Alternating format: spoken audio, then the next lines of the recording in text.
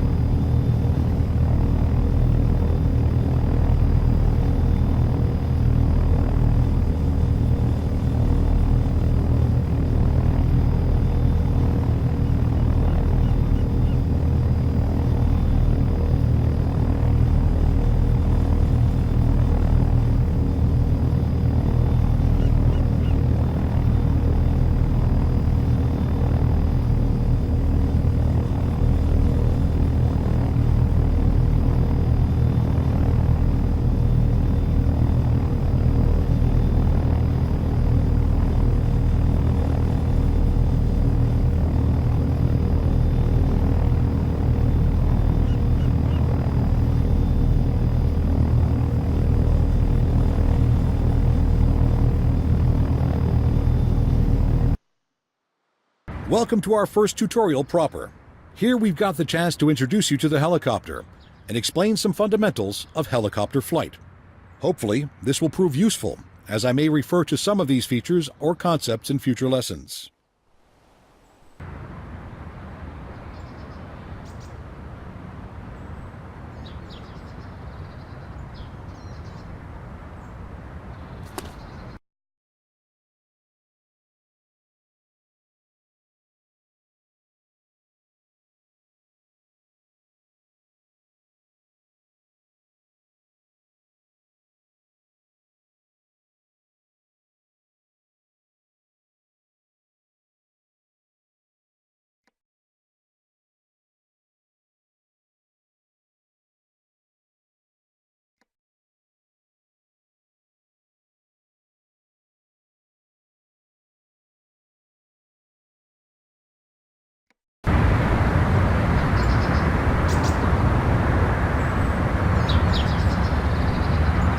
Our next step is the pre-flight inspection. It's an important process verifying the integrity of crucial systems. In general, we're inspecting any visible damage to the fuselage. If a part on the helicopter has dings, nicks, scratches, or corrosion, it probably shouldn't be there. Use your head. The pitted tubes can be blocked by things like bugs. Check if they need to be cleared. This tube, usually on the front of the helicopter, is used as an input for various indicators. The static ports must also be checked for obstructions. These ports measure air pressure directly. They are used as input for instruments such as vertical speed indicator, or VSI.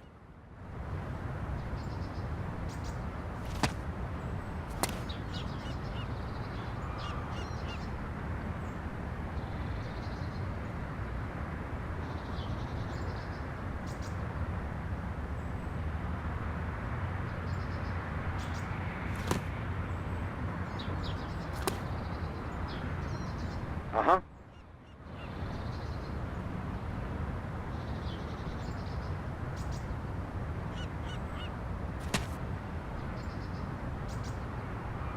Uh-huh. Inspect the condition and functionality of the skids. Skids are the most often used landing gear because they can be used to land on many types of terrain. They often have dampers, so impact shocks don't affect the main rotor.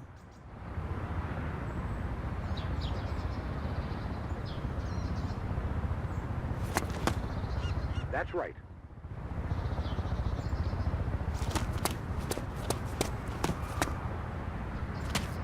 Uh-huh. Check both the top and bottom of the rotor blade for dents, delamination, and anything that looks questionable. The main rotor provides vertical and horizontal lift. It allows the helicopter to move forward, aft, left, and right across the ground. Inspect the fuel cap and visually check the level. We need to inspect the fuel level and check for leaks. Leaks in the system cause a drop of pressure, so these should be checked for too.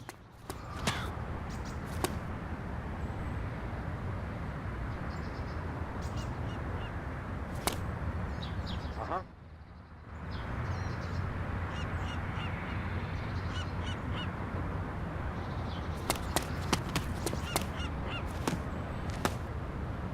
Yeah, exactly. Check the condition and security of the vertical fin. Verify no play or movement, dings, dents, etc. The vertical and horizontal fins are designed to provide directional stability in forward flight. The stabilizers decrease the pedal workload for the pilot and reduce the amount of power required by the tail rotor for directional control.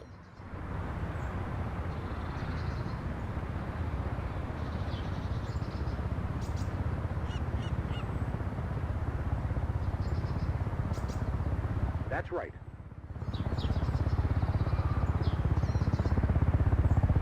That's it. That's it. On the tail, often using torque stripes, we check the security of all attaching bolts, pitch links, nuts, cotter pins, etc. Verify the condition of the blade, freedom of movement, both flapping and pitch change too. The tail compensates for the drag of the transmission of the rotor system during auto rotation and provides heading control.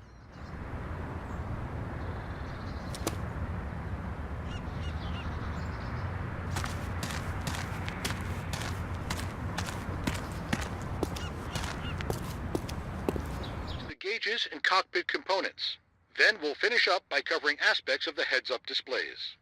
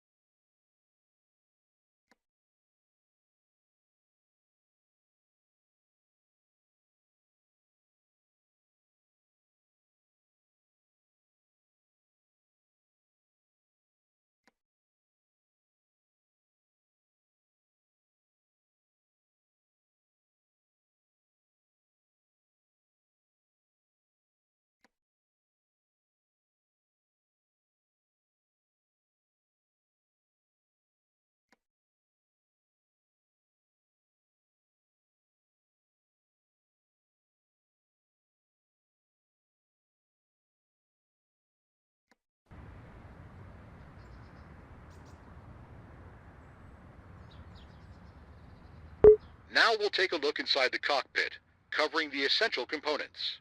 Find the switch which controls the electrical systems. It's on the central panel. This powers the systems on and off. Good. Locate the switch for the lights. It too is on the central panel. These are used for landing in low light conditions. When active, you'll see a beam of light slightly in advance of the helicopter. That's it. Now, look for the collision lights control. It's near the previous switch. Find the starter, located by your left hand. Find the throttle. It's on the same component as the starter. Find the rotor brake, located above you. This arrests the rotational movement of the main rotor. That's it. Yeah, exactly.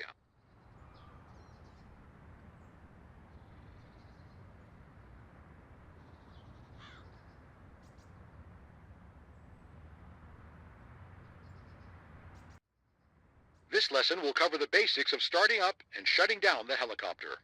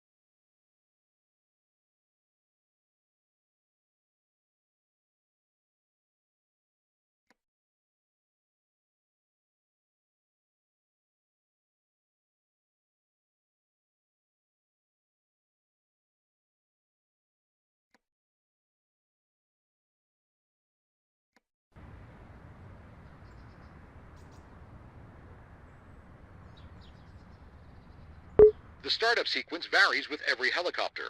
You might want to make notes, or find some method of remembering these basic procedures. In general, we should proceed as follows. Hold the starter to turn on the engine. Switching the systems on. This will use the electrical power unit to start raising the engine's RPMs. Holding the starter. Verify that the engine has reached at least 12%. RPM at 12%. Switch the batteries on and keep an eye on the charge. Okay, now roll the throttle to flat idle. Here we're introducing fuel. This will rapidly increase engine RPMs and get it properly started. Rolling the throttle to idle. Wait for the engine to reach approximately 65%. Engine at 65%. Okay, release the starter. Note that releasing the starter prematurely can cause a hot start. Starter released. Now wait roughly 15 seconds. This will allow our components to warm up. This warm-up is not necessary for the engine itself, but it will prevent stress and wear on other moving components. Warm-up completed. Bring the engine up to full throttle. This will rapidly increase the rotor's RPM. Consult the center panel to monitor the RPM. Throttle to full. Wait until the engine reaches its max RPM. Engine at max RPM. We're all set to go.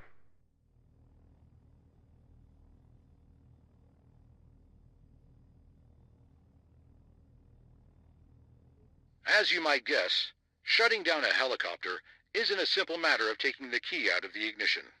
We'll follow the shutdown procedure carefully, for both safety and for long-term integrity of the bird. Roll the throttle to idle. Firstly, we need to bring down the RPMs. Rolling the throttle to idle. Wait until the engine levels out at around 65%. You should be able to hear the engine respond and bottom out. RPM at 65%. Wait 15 seconds to allow a period of cool down. Really, this step is just good practice. Doing it helps preserve the lifespan of the components. Cool down completed. Roll the throttle to off. Here we're ready to drop our RPMs further. Check the gauges to track the slowdown. Rolling throttle to off. Turn off the electrical systems. We needn't waste our limited battery charge. We're almost done now. Good. Switching the systems off. Wait until the blades are at 0 RPM. Great work so far. Once we're at 0, we're done here. Ahem.